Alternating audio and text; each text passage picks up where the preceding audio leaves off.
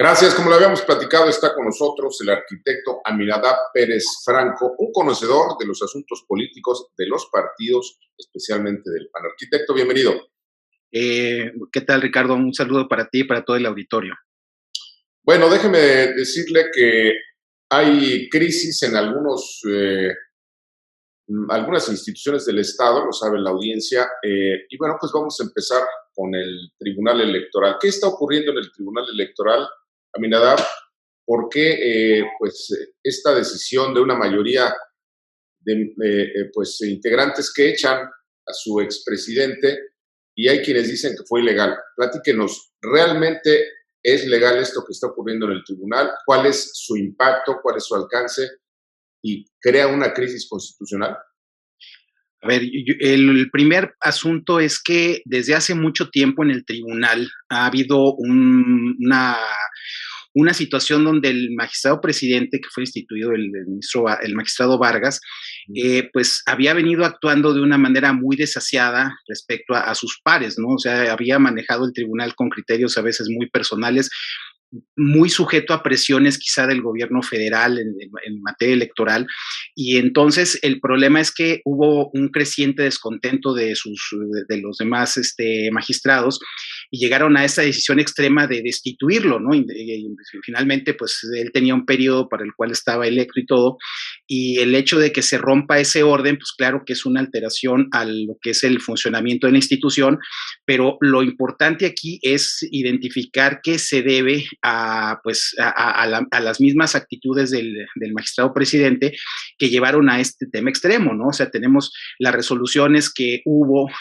pues ahora sí que desde principios de ese sexenio, para pues tomar decisiones respecto a la validez de algunos procesos electorales, de algunas controversias de orden político, y que pues llevaron a esta situación. Yo siento que ese es uno de los reflejos de estas presiones que el Ejecutivo Federal ha seguido haciendo contra las instituciones, contra el Poder Judicial y en este caso contra los organismos electorales.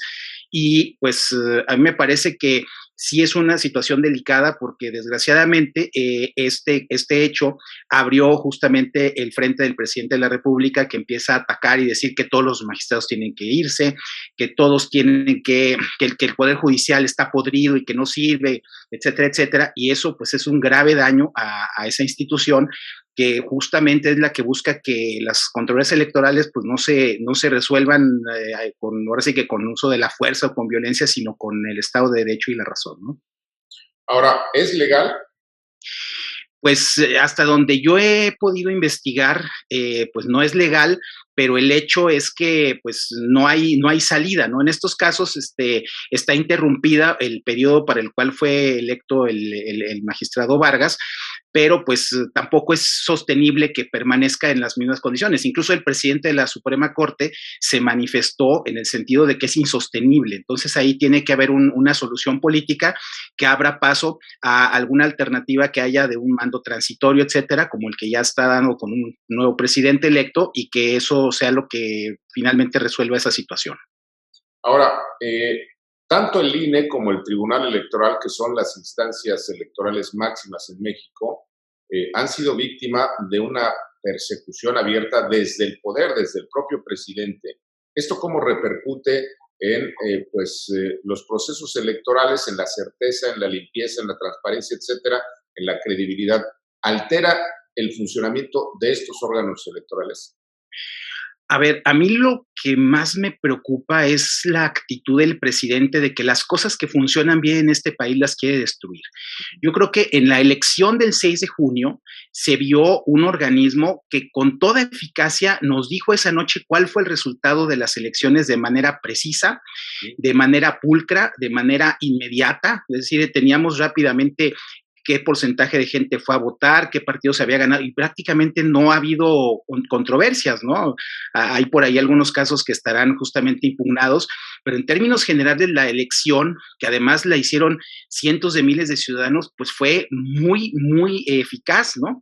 Y en ese momento el presidente de la República, pues no dice nada, se queda con el resultado, pero después viene el tema de la consulta ciudadana, y como obviamente no se dan los resultados que el presidente espera, entonces a ese mismo INE que igualmente la consulta dio rápidamente cuál era la proporción de la participación, que no iba a poder ser vinculante, que el 90 y tantos % estaba a favor de lo que había pedido el presidente, pues entonces se lanza y dice que la institución fue la que no convocó, que fue la que no estuvo difundiendo adecuadamente y de una manera, pues yo creo que fue muy cobarde, porque finalmente el presidente hizo que esa elección se hiciera sin presupuesto, que se hiciera sin todo lo que tendría que ser lo mínimo, la logística mínima para que tuviera éxito. Entonces ahí es donde el propio presidente sigue en su papel de desacreditar todas las instituciones. Obviamente el órgano electoral, lo que el presidente no está de acuerdo es en que las elecciones estén en manos de los ciudadanos. Él quisiera que el gobierno las controlara para favorecer al partido del gobierno y por esa razón, pues cada vez que tiene un pretexto, pues los agrede de una manera pues verdaderamente pues cobarde. Creo que ese es el verdadero término que se debe usar en estos casos. Ya anunció, ya advirtió o amenazó, como se le quiera ver, que va a proponer reformas tanto al INE como al tribunal. ¿Esto a dónde va? Eso forma parte de un proyecto que, insisto, es la visión del presidente que está anclada en el siglo pasado, antes de la transición de México a la democracia que empezó en los años 80 del siglo pasado, pues sabemos perfectamente que las elecciones estaban en manos del gobierno. La Secretaría de Gobernación era la que organizaba a través de la Comisión Federal Electoral. Entonces el partido del gobierno era juez y parte.